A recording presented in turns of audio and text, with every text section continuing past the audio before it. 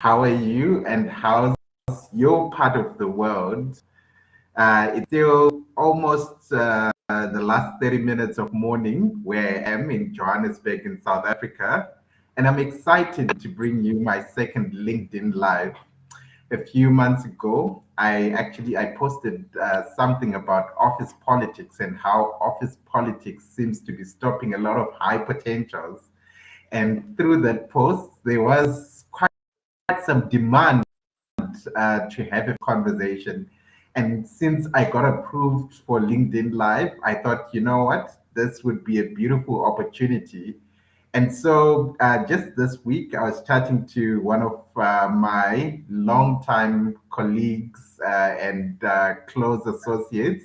And they said, you know what, Frank, let's do a LinkedIn takeover because if you address it alone, it may not come out quite nicely. So this morning in South Africa, or whatever time of the day it is where you are, I've got Elizabeth Fuyon today, not dialing in from New Zealand, but from the beautiful Swakopmund in Namibia. Elizabeth, how are you? I'm fine, thanks, Frank. It's a privilege to be here with you, and it's a lovely sunny morning here in Swakopmund too. Ah, beautiful, beautiful. Well, take over, take over. The show is yours. Thank you so much, Frank. I've got so many questions to ask you about office politics because that's Mm, something that bothers all of us. It's easy to stand on the sideline and not take part, but if mhm. you're not part of the conversation, then you're also not part of the company.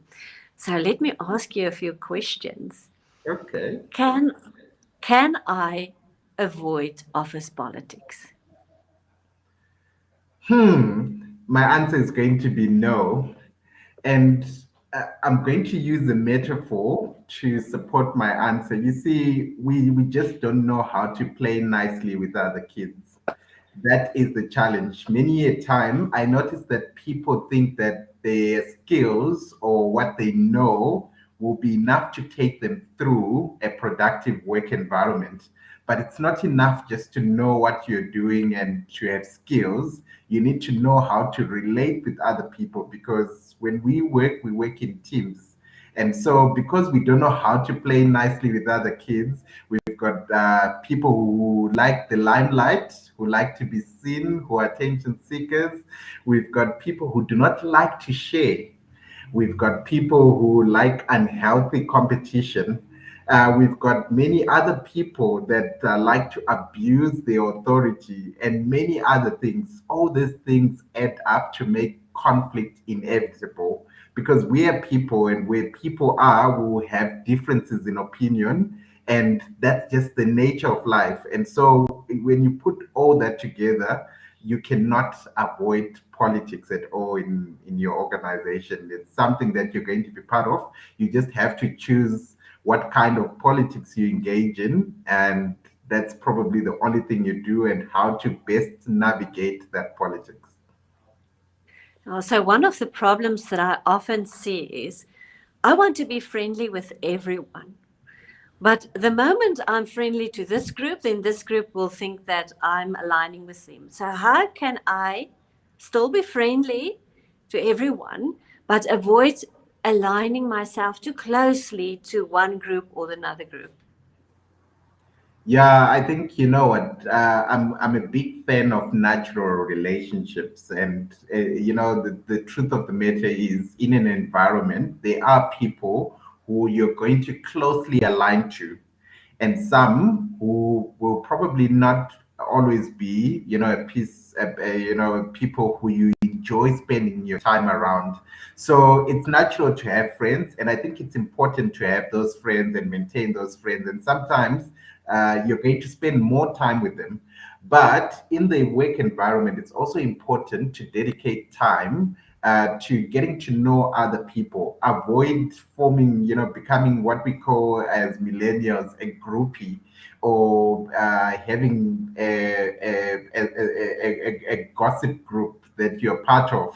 That for everything that happens, that's the group that you align to. Make an effort to also know other people. Most of the times, the issue is not the fact that you're spending most of your time with other people, but it's the fact that you ignore certain groups and you do not make an effort to learn other people, especially now when people are working on teams where they are different people from different cultures. This is a beautiful opportunity to take time to learn about where those people come from, their cultures, their food or something like that. And through that, and through learning other people, you're then able to ensure that there's that beautiful balance that people are looking for.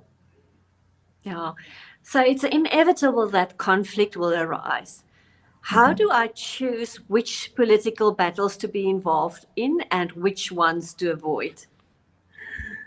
Well, that's an interesting that's an interesting question. I think times most unproductive conflict has people who seem to be involved in some kind of power struggle that has some self-interest in it and nothing to do with the interests of the team or the organizational mission.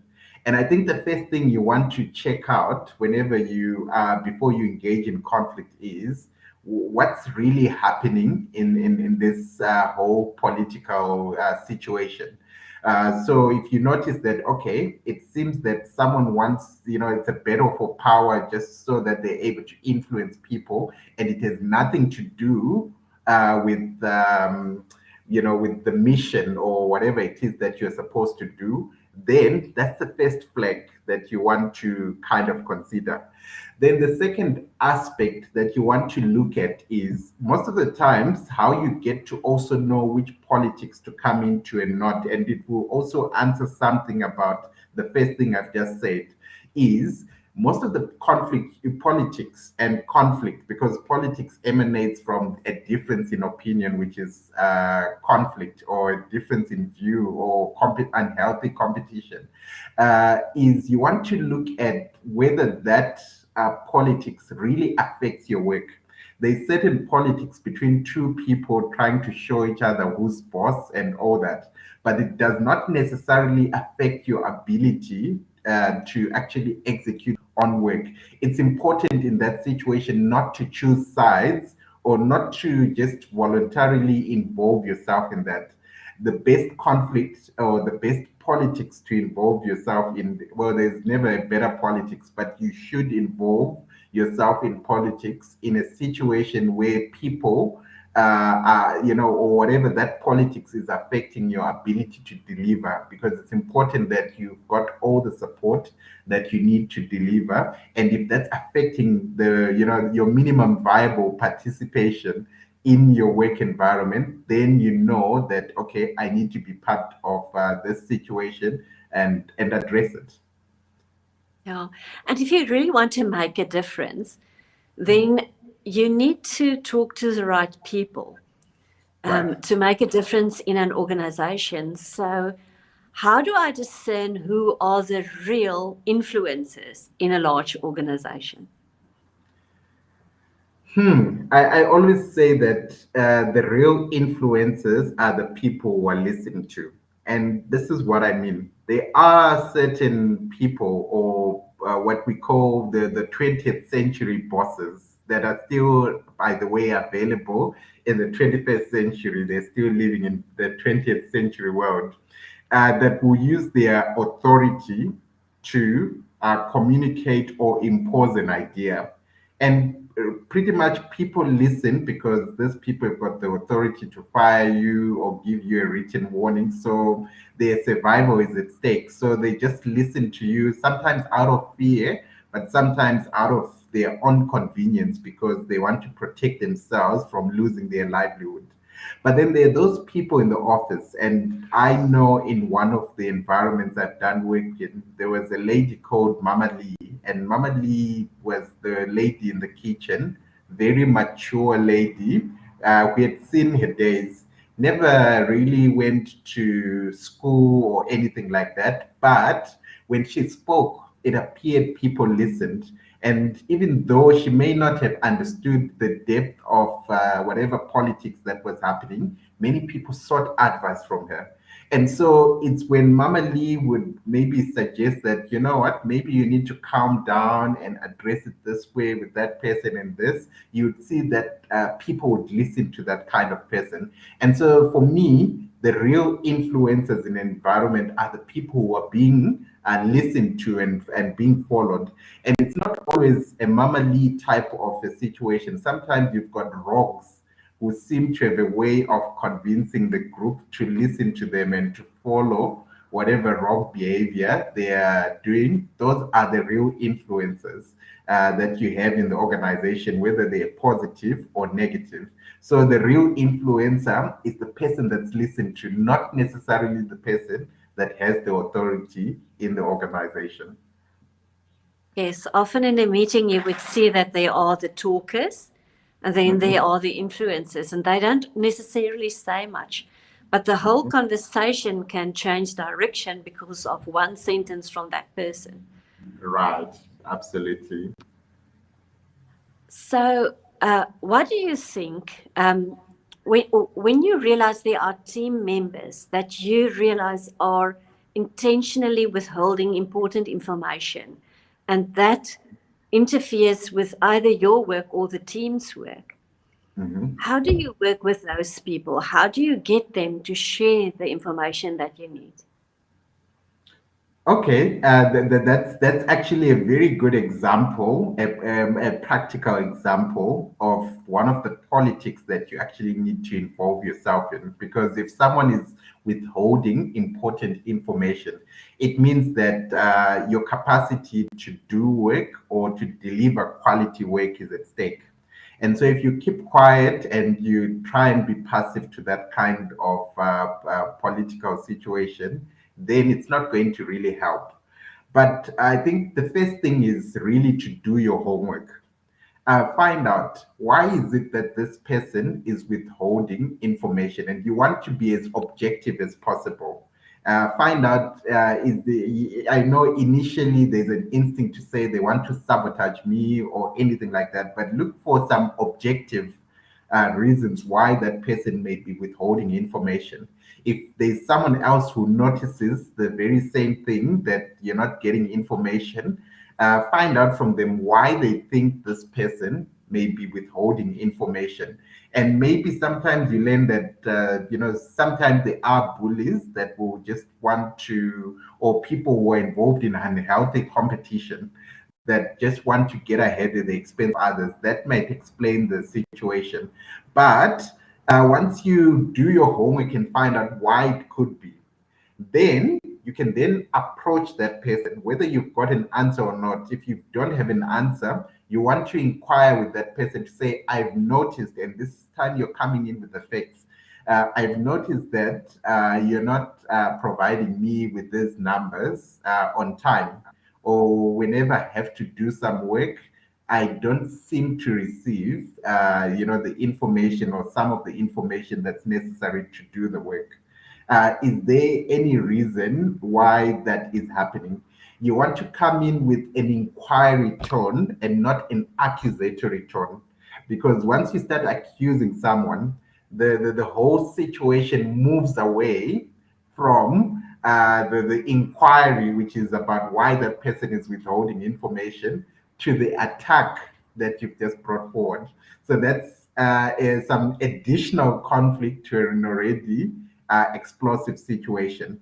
But sometimes, too, with an inquiry, it allows you to also hear their perspective, especially if you didn't know, or even if you think you knew. It's important to hear that person's perspective of why it is that they are not withholding information. And if everything aligns, it's not like someone who is very competitive will admit, but sometimes you can pick up from the cues that, okay, this person seems to be, my mother used to say, you can't fake sincerity. So you can notice that someone is trying to make something up, which can then maybe validate your concerns of, okay, this person is trying to get ahead at other people's expense.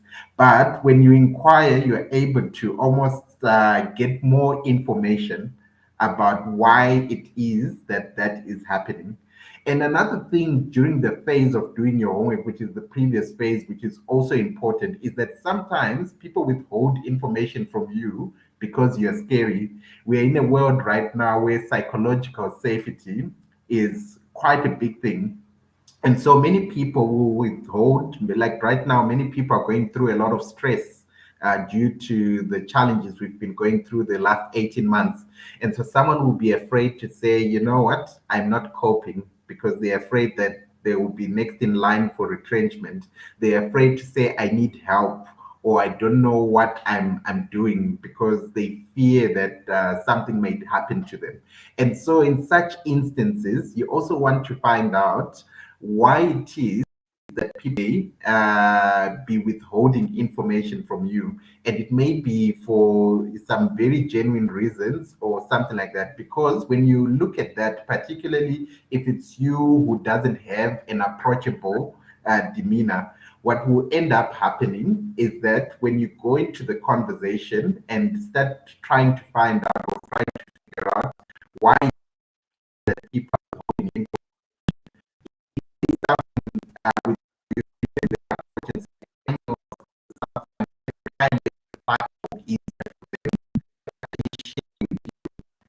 why that information.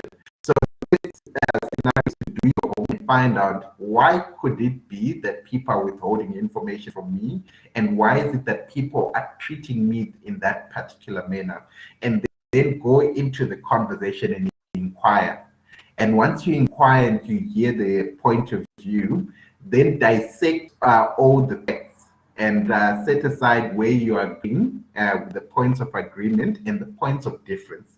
Where there are points of difference, start working on those to say, okay, how can we resolve those differences to ensure that we resolve the issue that's at hand? And maybe once you resolve those differences, sometimes those differences need a mediator if the two of you are unable to resolve that situation. But once you then resolve the differences, then you want to come back to the issue and say, so can we get commitment? Can you promise me that I'll be getting the information that I need to do my job?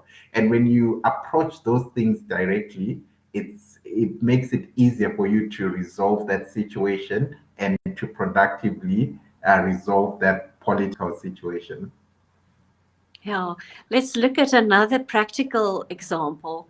Mhm. Currently, most of us are working from not from our offices, but from Mhm. home or wherever. So if you have a meeting that's postponed and postponed and postponed, if you're in an Mhm. office environment, you can walk to the office and ask them what's going on. But Right. online, they don't answer your emails, they don't answer your calls, because there's no way that you can physically go to them. Yes. How can you get to the bottom of the reason why the meeting is postponed all the time? Okay, that's another interesting scenario. I've always been, I used to be a leader in the nonprofit sector where I used to deal with people directly who may have had reasons at that point to want to duck and dive away from me. And something I learned is that it can be a very difficult and real situation where you're in a situation where people are trying to age in they're trying to almost, or they're postponing certain things and you don't know the reason. And sometimes it's easy to pass judgment and think that, okay, there's an element of sabotage or avoidance that's happening, which by the way may be very true. But it's important whenever you're in a political situation to not try and rush into conclusions. I like to call it remove the E out of the motion. When you remove the E out of the motion, you remain with the objective, the facts, and you are able to deal with the facts as they are. And so sometimes you're trying to then reach out to this person to find out why. And sometimes I always say, where possible, sometimes you want to then drive to the office if that person is in the office. If you're able to meet up, you escalate it and see if you try out messaging, if it doesn't work, you try after you've tried text messaging, you try a phone call and it doesn't work. Maybe you try and visit that person, it doesn't work.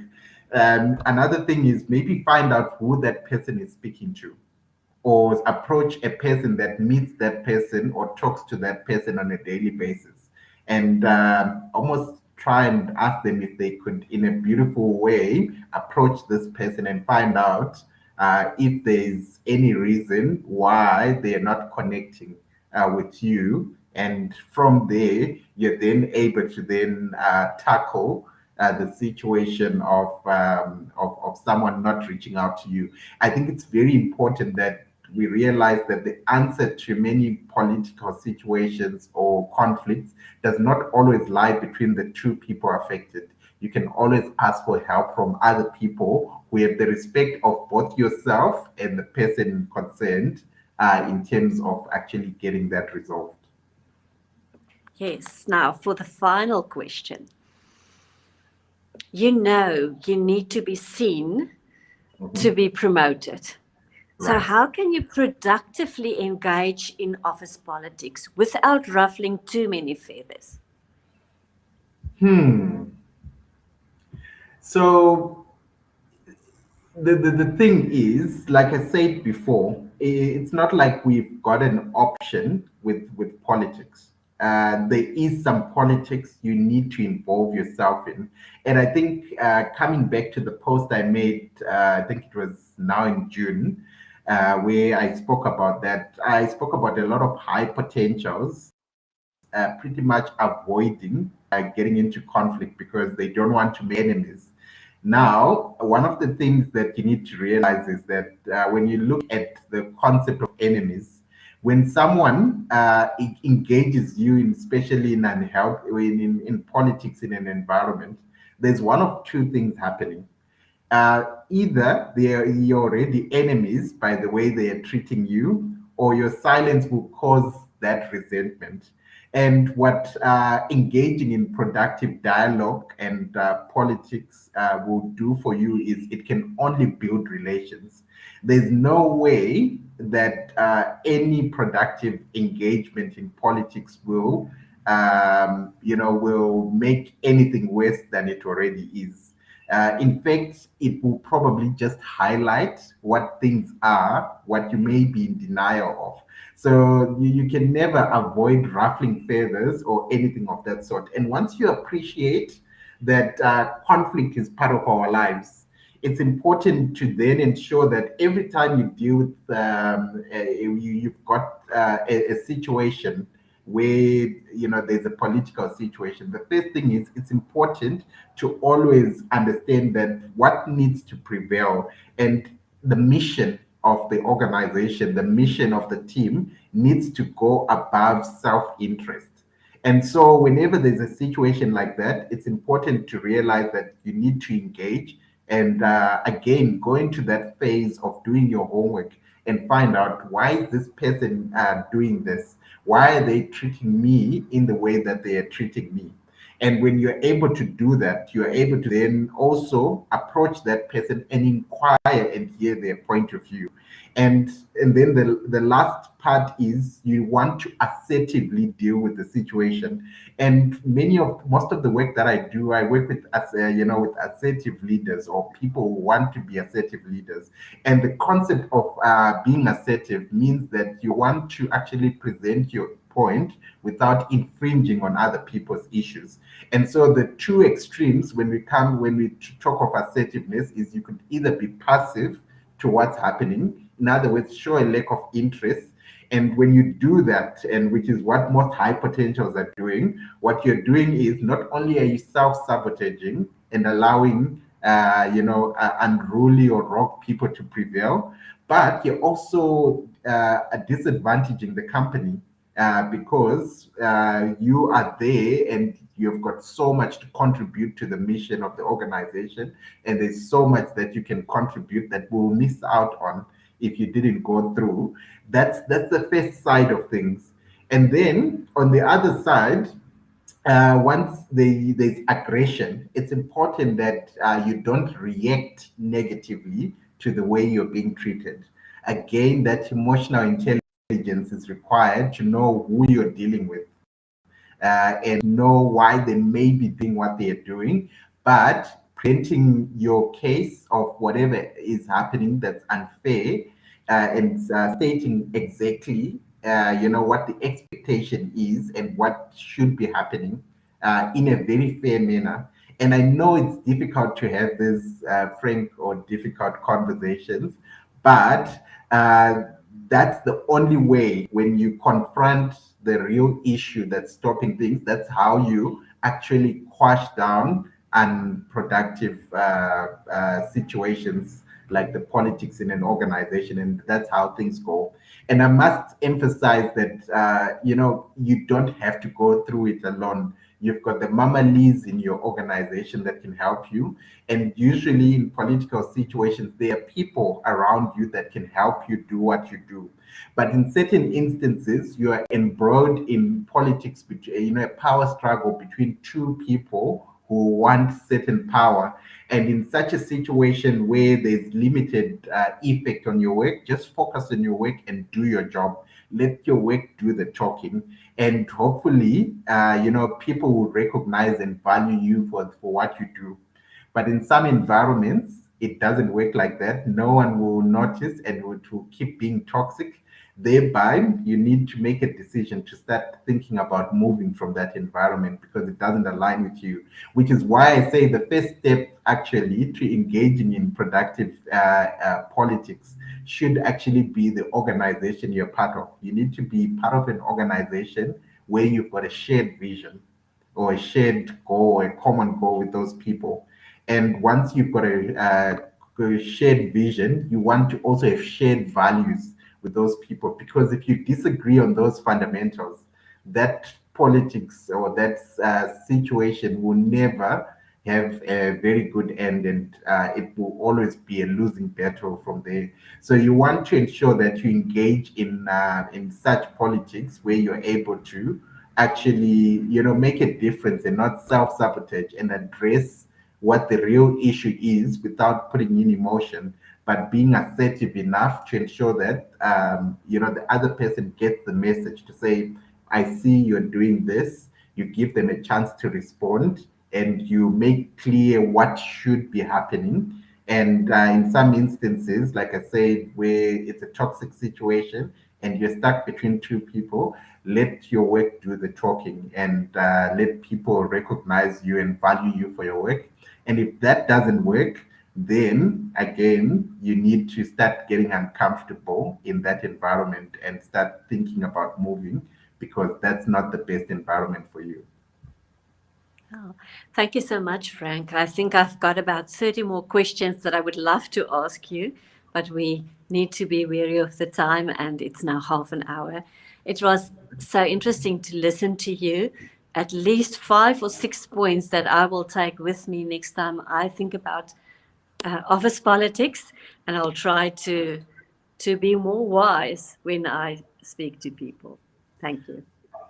Beautiful. Thank you so much for this. And I hope that, this conversation will inspire a lot of these high potential leaders that we have that can bring the difference and make a big difference in our community to keep going.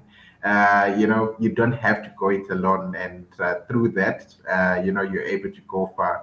I really appreciate your time, and thank you very much for everything. Thank you.